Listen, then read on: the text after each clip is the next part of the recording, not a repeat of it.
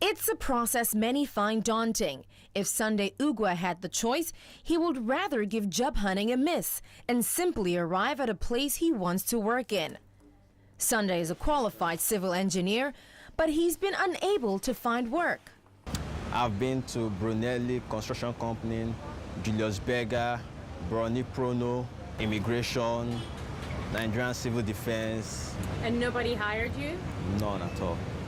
All they say is you upload the CV online, then you wait until they call you for an interview, and even after the interview, they'll tell you that they'll get back at you later, and that's where it ends. Nigerian tertiary institutes churn out 150,000 graduates a year, an army of the unemployed.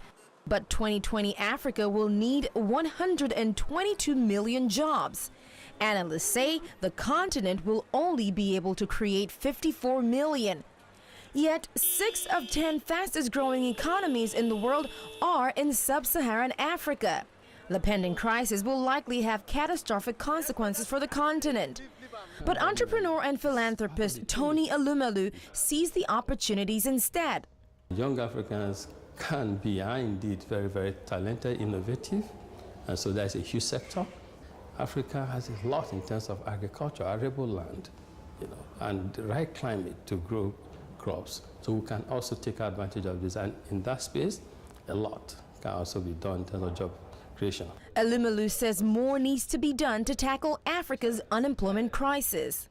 The private sector in Africa, the government and political leaders in Africa, and equally important, the development agencies in Africa, all three must come together to help create the platforms that will unleash employment. It is the responsibility of government to put in place the right policies, the right environment, and that the private sector is only waiting to take advantage of those opportunities to help government create jobs. Alumelu has come up with an employment plan for Africa, and it is based on an existing one, the Marshall Plan.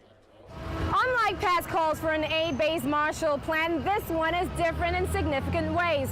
Alumelu's plan is a more integrated and comprehensive approach.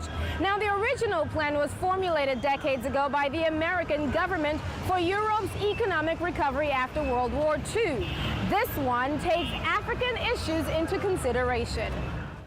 We are endowed with a lot of natural resources, but the challenge, the dilemma, we are not able to process the abundant raw materials that we have in Africa.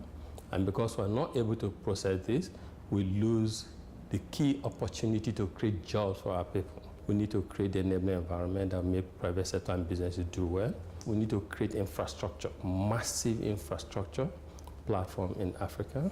We need power, we need transportation, and a host of other infrastructural platforms that we need on the continent. And thirdly, we need to industrialize. Essentially, Alumelu is calling for an Afro-capitalist approach, one that focuses on public-private partnerships. With the proper buy-in from entrepreneurs and investors, it's one way to tackle unemployment on the continent. Ugwa agrees. The government, in collaboration with industrialists, should try to create more jobs by, establishing firms and industry where people could work and make it friendly. And also they should kind of help those that wants to start small scale, trying to set up something that is agricultural inclined. That way I would, help myself become self-employed. For now, though, he'll have to carry on searching for a job in a rapidly shrinking job market. Adaure, Achumba, Lagos.